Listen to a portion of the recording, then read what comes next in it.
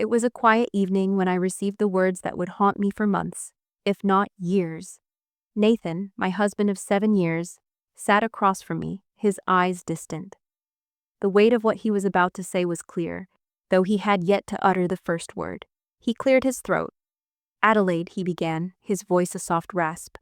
"You know I've always supported you, but this dream of yours, I can't keep pretending it's realistic." I froze, the words hanging in the air like a bitter fog. It wasn't the first time we'd discussed my dream of starting a creative agency, but it was the first time he'd openly questioned it. I had always known that he didn't quite understand my passion for it, but until now, I had deluded myself into thinking that he was just being cautious, practical even. The dream wasn't just a fleeting thought, a simple idea. It was everything to me. I had spent sleepless nights sketching out plans, building strategies, taking online courses to learn skills I didn't have. My ambition wasn't just a hobby, it was my future, but Nathan didn't see it that way. He saw it as risky, unnecessary. The instability of it all, the time and money it would take, the uncertainty. He saw it all as a sinking ship, and me, foolishly sailing towards it.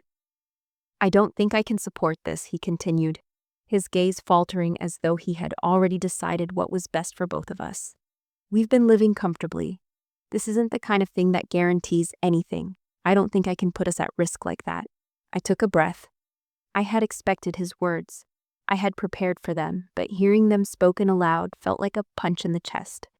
I looked at him, my voice steady but trembling slightly.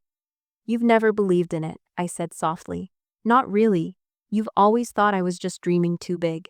But you never took the time to understand it, Nathan. Not truly." His eyes darkened slightly, and he leaned forward, folding his arms in front of him. "This isn't about me not believing in you, Adelaide. This is about what's practical, what's smart.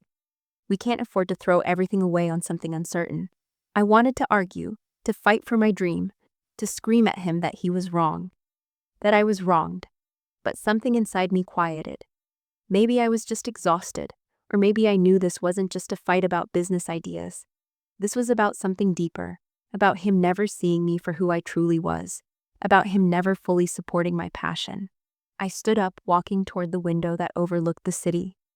The last rays of the setting sun reflected off the glass, painting everything in a soft orange hue. I looked out, feeling a storm building inside me. "No," I said quietly, though my words were sharp. "You're right, you can't support my dreams. And that's okay, because I'll do it on my own. I'll build it on my own." Nathan didn't say anything. He just stared at me, his face unreadable. The silence between us grew longer, and I realized, for the first time, that the life I had built with him was not the life I wanted to build any longer. "I'll make sure we're okay," I added, my voice now stronger, more resolute. "But this dream of mine, it's happening, with or without you." I left the room without looking back.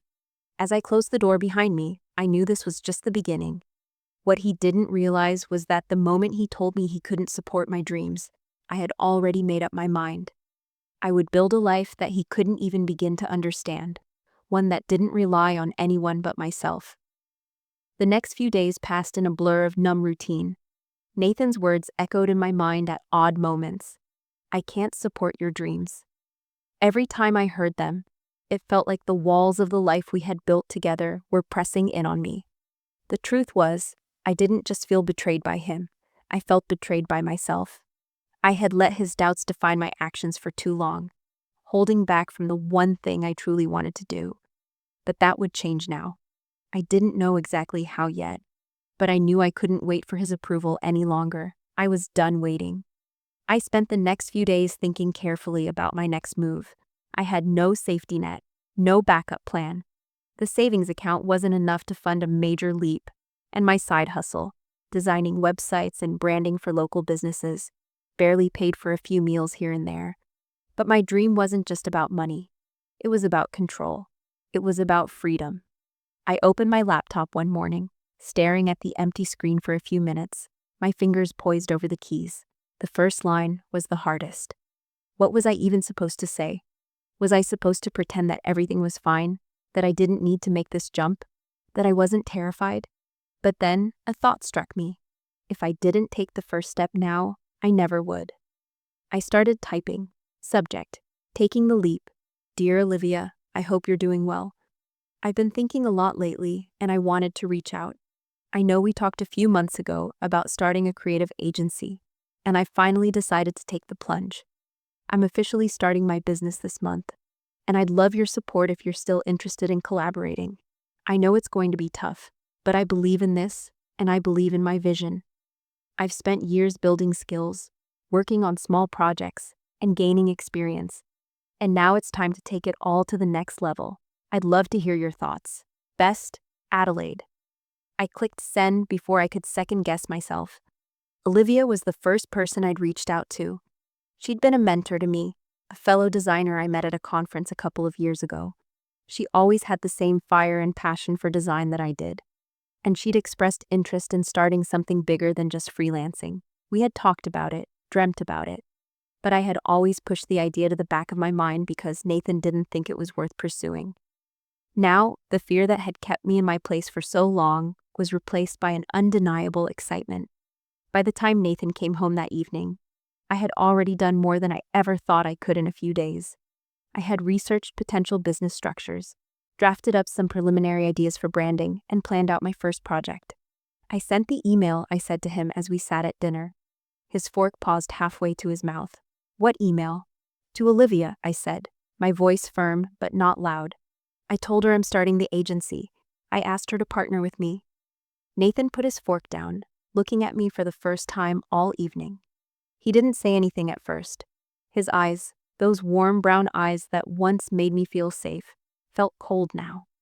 You know that's not the best idea, he said, his tone calm but laced with disbelief. You can't just throw yourself into something without thinking it through. You have no clients, no income. This is risky, Adelaide. It's not just about you anymore. His words struck, but this time they didn't break me. Instead, I felt the resolve settle deeper in my chest. This was my path forward. I've thought it through, and I don't need you to support it. I'm doing this on my own, Nathan. His gaze lingered, as though he couldn't quite believe what I was saying. I could see his disappointment, but there was no turning back now. I felt something inside me shift, a weight lifting from my shoulders. As I looked back at him, the words I had been holding on to for so long slipped from my lips. I've spent too much time waiting for you to believe in me. I can't wait anymore. The days that followed felt like a constant battle between self-doubt and determination. As much as I had convinced myself that I was ready for this, the reality of starting my own business hit me hard. The excitement I felt in the beginning gave way to moments of fear and uncertainty. Olivia responded quickly to my email, expressing her support and enthusiasm. But as I looked over our initial business ideas, I realized how much more work was involved than I had anticipated. There were so many unknowns. How would I find clients? What would I charge? How would I manage the financial side of things? These were questions I hadn't fully answered yet, and they gnawed at me late at night when I sat alone in my office, surrounded by half-completed projects. The worst part was that Nathan's words continued to haunt me. His doubts lingered in my mind like a constant whisper. You can't afford to risk everything. You don't have the experience. You're dreaming too big. I pushed those thoughts aside and focused on my next step, building my portfolio. I started by reworking some old projects I had done over the years, small freelance jobs here and there, and transforming them into something I could present as my own work. It wasn't perfect, but it was mine. I worked tirelessly, pouring every ounce of creativity I had into the designs, the branding, and the website I was building for my future clients. The first real breakthrough came when I secured a small contract with a local business. They needed a complete redesign of their website, and the pay was modest, but it was enough to get started. It felt like a small victory, but it was a victory nonetheless. The work took every bit of my focus, pushing me to refine my skills and learn new ones on the fly. Every hour spent felt like it was building something more substantial, something I could one day be proud of. Still, the fears never completely disappeared. Every time I hit a roadblock, a part of me wondered if Nathan had been right all along. Maybe I wasn't cut out for this. Maybe I had overestimated my abilities. But then I'd think about the day I told Nathan I was starting the agency, how I had looked at him, knowing that everything was about to change. I had made the decision to live my life on my own terms, and I wasn't about to let a little doubt stop me now. One night, as I sat in my small home office, working late into the evening, my phone buzzed. It was a message from Olivia. Olivia. Hey, I just spoke with a potential client I think might be interested in our services. They're looking for a complete rebrand. I'm putting in a good word for you, and the feeling that washed over me was indescribable. It was the validation I hadn't even realized I needed. Someone believed in me. Someone was willing to put their name on the line for me. I sat back in my chair, looking at the message, letting the weight of it settle. This was it. This was the turning point. Maybe I hadn't figured everything out yet. Maybe I still didn't have all the answers, but this moment felt like the first step toward something bigger than I had ever imagined. The next few weeks passed in a blur of emails, late nights, and frantic phone calls. Every time I thought I had reached a new milestone, another challenge presented itself. But with each hurdle, I grew stronger, more determined. It became clear to me that building this business was about more than just making money. It was about proving to myself that I could succeed on my own, without anyone else's help. The project with the local business went smoothly, and I delivered it ahead of schedule. It wasn't just a redesign, it was a transformation. I could see the potential of my work, the way it could change things for clients, their brand identities, and ultimately, their businesses. The feedback was overwhelmingly positive, but still, I knew this was only the beginning. Olivia and I began to lay out a more structured plan for our agency. We established roles and divided responsibilities. She was a master of the technical aspects of web design and development, while I focused on branding, strategy, and client relations. Together, we were creating something that felt real, something we could stand behind. As word spread about our agency, the inquiries began to trickle in. They were small at first, local businesses, startups, and individuals looking for affordable design services. I was just happy to have the work, even if it didn't always pay what I hoped. It was about proving I could deliver. But then, something unexpected happened. One afternoon, I received a call from a well-known fashion boutique in the city. They were looking to completely overhaul their brand, starting with a new website and logo. They had heard about our work through a mutual contact and wanted to discuss the possibility of a partnership. This was the break I had been waiting for, an opportunity to take the agency to the next level. But it was also terrifying. As I prepared for the meeting, I could feel the weight of the moment. I was walking into a room with people who were far more experienced and successful than I was. They had the money, the reputation, and the resources. But I had something they didn't: raw talent, passion, and a determination to succeed. The meeting went better than I could have ever imagined. I presented our ideas, walked them through our vision for their brand, and spoke with confidence, something I hadn't felt just a few months ago. By the end of the meeting, they were sold. The contract was signed on the spot. It wasn't just the validation I needed. It was a symbol of how far I had come in such a short amount of time. When I called Olivia to share the news, she screamed into the phone, her excitement matching my own. This was the big break we had been waiting for, the first major step in building the business I had always dreamed of. That evening, as I sat in my quiet apartment, the weight of everything began to sink in. I thought about how far I had come since Nathan's words. I can't support your dreams. I had done it. I had built something from the ground up. And now I was finally getting the recognition I deserved. But even with this success, there was still something lingering in the back of my mind. Nathan's absence felt louder now than ever. I had pushed him away with my dreams, but I couldn't escape the fact that part of me still longed for his support, for his belief in me. But the truth was, I didn't need him to validate me anymore. I had learned to validate myself. As the weeks turned into months, the success of my agency continued to grow. Olivia and I had landed multiple clients, and the boutique project was moving forward smoothly. Our team expanded as we took on more work, adding freelance designers, writers, and developers who shared our vision. I could feel the momentum building, the pieces of my dream falling into place. But as my business flourished, the gap between Nathan and me grew wider. He hadn't been in the picture for a while, not in the way I had hoped. We had become more like two strangers sharing a space, rather than partners building a life together. I noticed the subtle shift: the long silences at dinner, the absence of support during important moments, the lack of enthusiasm when I shared a new win. It wasn't that Nathan had been outright hostile. He had his own way of dealing with things, quiet, withdrawn, almost resigned. But the truth was becoming more clear every day. He couldn't understand my success, and it made him uncomfortable.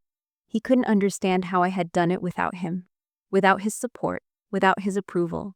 He didn't understand why I had continued on this path, even after his refusal to believe in me. One evening, after a long day of meetings and calls, I came home to find Nathan sitting on the couch, his face tired. He hadn't been working much lately. He'd taken a step back from his own job and spent most of his days at home, lost in his thoughts. "Hey," I said, dropping my bag by the door. "How was your day?" He didn't look up immediately, his eyes still focused on the TV screen. "Fine." I stood there for a moment, watching him, the silence stretching between us. It had become so difficult to communicate lately, so strained. His lack of engagement with my life, the one I was working so hard to build, was becoming too much to ignore.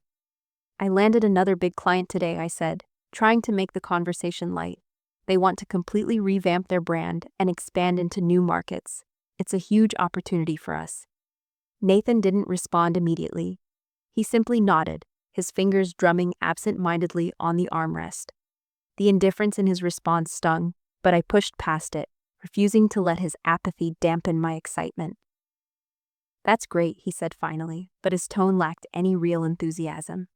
I let out a long breath and sat down next to him. "You know, Nathan, I've been thinking about something." I hesitated for a moment, wondering if this was the right time to have this conversation. But it was long overdue. "We don't talk much anymore. You don't ask about the agency, about my work. It's like you don't care." He shifted uncomfortably, glancing at me for the first time. "I'm not trying to ignore you, Adelaide. It's just, I don't know. I don't know how to fit into this life you're building. You've changed. This business has changed you." His words stung, but they weren't unexpected. He had always been cautious, conservative even, about taking risks. To him, my success was a constant reminder of the differences between us, of how we had outgrown each other. "I haven't changed," I said, trying to keep my voice steady. "I'm still the same person I've always been. I'm just doing what I've always dreamed of. And I thought you would want to be a part of that. But you've made it clear you don't. And that's okay. I'm not going to apologize for it anymore." He looked at me, a mix of confusion and frustration on his face. "So what are you saying, Adelaide? You're just going to leave everything behind? I can't be part of this life you're building." I took a deep breath, staring at him for a moment, searching for the right words. The truth was, I didn't want to leave him behind. But I couldn't stay in a relationship where I felt like my dreams weren't even worth trying to understand. "I'm not leaving you behind, Nathan. But I'm not going to stop either. Not for you, not for anyone. This is my life, and I'm going to live it the way I've always wanted. I don't know where that leaves us, but I can't keep pretending I'm not making this happen without you." I stood up, feeling a mix of relief and sorrow. The reality of what I was saying hit me in a way it hadn't before. As I walked away, I knew that a decision had been made, whether we had acknowledged it or not. My success would never fit neatly into the life we had built. The gap between us wasn't just in our words, it was in our visions for the future. Weeks passed, and the gap between Nathan and me only seemed to widen. While I continued to pour my energy into building my business, he retreated further into the life he had become accustomed to, one that was small, safe, and predictable. The small wins I celebrated felt hollow without him to share them. But they also confirmed a painful truth. Our lives had gone in two very different directions. At work, the agency was thriving.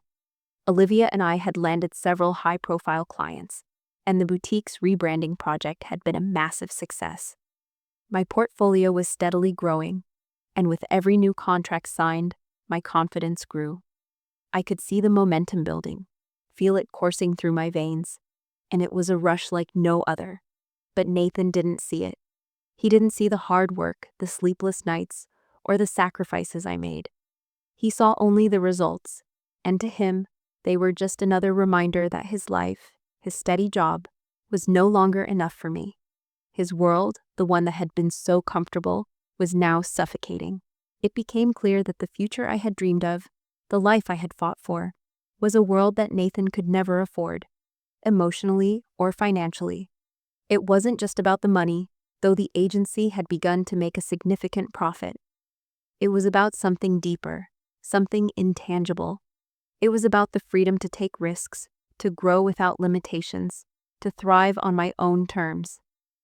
One evening, I received an unexpected email from a potential investor, someone who had heard about our work and was interested in funding the agency for its next phase of growth. The idea of scaling up was overwhelming, but the prospect of building something that could change the landscape of the creative industry was even more exhilarating. Olivia and I discussed the possibility over dinner, and it felt like the next logical step. This wasn't just about the clients we had now. This was about creating a legacy. I spent the following days preparing for meetings with the investor, putting together projections, outlining our vision for the future. It was a heady experience, and I reveled in it. But as the days passed, I couldn't help but notice how Nathan grew more withdrawn. The once constant banter we shared at dinner had faded into strained conversations, his responses short and clipped. He no longer asked about my day, about the agency. It was as if the person I had become was someone he no longer recognized.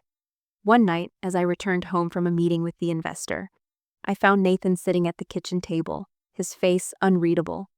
The tension in the air was thick. "I think we need to talk," he said, his voice quiet but firm. I put my bag down and sat across from him, knowing this conversation was inevitable. I had known it for weeks now, maybe even months. "I've been thinking about everything," he continued, his fingers nervously tapping the table. "About you, about us." I nodded, my heart pounding in my chest. "And?" He looked up at me, his eyes searching, almost pleading. "I don't think I can keep doing this, Adelaide. I don't think I can keep watching you grow, keep watching you succeed while I stay stuck. It's not about you, it's about me. I can't keep feeling like I'm not enough for you." His words hit me like a punch in the stomach. I had known we were drifting apart, but hearing him admit it so plainly, so honestly, was a blow I hadn't expected. For a moment, I was paralyzed. I couldn't speak, couldn't find the right words to explain everything that had been building inside me. "You're not stuck, Nathan," I said finally, my voice barely above a whisper. "But you've never believed in what I do. You've never really supported my dream. You've always held me back. And now it feels like you're blaming me for it." He shook his head. "It's not your fault. I can't be the person you need me to be. And I don't think I can be the person I want to be in this relationship." I didn't know how to respond. The pain of his words settled deep in my chest, but I knew that what he was saying was the truth. Our paths had diverged, and no matter how much I wanted to save what we had, I couldn't ignore the reality that we had become different people. I stood up, my heart heavy with sadness, but also with a sense of finality. "I never asked you to be anything other than who you are, Nathan. But I can't keep living in a relationship where I'm constantly made to feel like my dreams are too much, too big. I won't apologize for wanting more, for wanting a life that's different than the one we've built." He didn't say anything in response. His silence spoke volumes, and I knew then that we were both at the end of something. I had fought for my dreams, and I had built a life that was beyond anything I could have imagined. But it had come at the cost of the life I thought I would have with him. That night, as I lay in bed alone, I realized something that had been buried deep inside me for so long. I had spent so much time fighting for his approval, for his belief in me. But now, I knew that I didn't need anyone's approval but my own. I had built a life that was mine, one that no one could take from me, and I couldn't afford to lose it. A few days after the conversation with Nathan, everything felt like it had shifted. The weight of the decision I had made settled into my bones. I didn't know where things stood between Nathan and me, and honestly, I didn't care anymore. I had made peace with the fact that I was living my life for me now, not for anyone else. The relief I felt from that realization was freeing, but it also made me wonder what the future held. Then came the call I had been waiting for. The investor who had been following our work wanted to meet in person.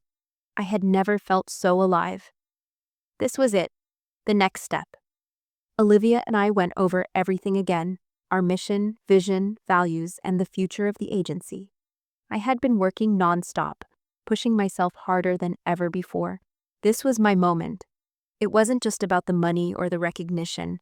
It was about proving I could build something from the ground up, a life that Nathan could never afford, emotionally and financially. The meeting with the investor was everything I'd hoped for and more. His interest in funding our growth was genuine. He believed in our vision, in the future of our agency. By the end of the conversation, he committed to funding our next phase, with the potential for more support down the line. The feeling that washed over me was indescribable. I wasn't just building a business, I was building the life I had always dreamed of. But the most profound realization came later, when I was alone in my office, staring at the offer letter from the investor. I thought back to that moment when Nathan had told me that he couldn't support my dreams, that it was too much. How wrong he had been. Not only had I created a life that was sustainable, but it was thriving in a way that I had never imagined. I had surpassed everything I once thought possible. And most importantly, I had done it all on my own. By the time the agency was fully operational and running smoothly, I found myself reflecting on everything that had brought me here. The lonely nights spent coding and designing alone in my small office. The sleepless hours spent learning new skills. The endless rejection and doubt.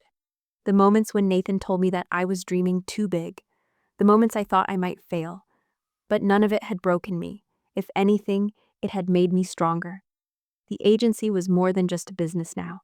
It had become my legacy. It wasn't just about the clients we had or the money we made. It was about something bigger. It was about freedom. The freedom to live a life that wasn't bound by anyone else's expectations. The freedom to take risks, to grow, to dream bigger than I ever had before. And as for Nathan, well, we had gone our separate ways. He had called me a few weeks after the investor's commitment, asking if we could talk. But I was done talking. There was nothing left to say. He had made his choice, and I had made mine. I had built a life that he could never understand. And as much as it hurt to admit, I had outgrown him. I was proud of everything I had accomplished, and I no longer needed his validation. My worth wasn't tied to his approval, and it was a lesson I had learned the hard way. Several months later, I stood on stage at a major industry event, preparing to give a keynote speech about my journey, about building a business from the ground up, about defying the odds, about fighting for my dreams. The audience was packed with influential industry leaders, investors, and journalists. I was no longer the woman struggling in the shadows of doubt and rejection. I was the woman who had created something real, something powerful, something that was changing the game. As I began my speech, I glanced out at the audience, and I realized that everything I had fought for had led me to this moment. I was finally the person I had always wanted to be. Not because of Nathan, not because of anyone else, but because of me. And as I spoke, I couldn't help but smile, knowing that my story was only just beginning.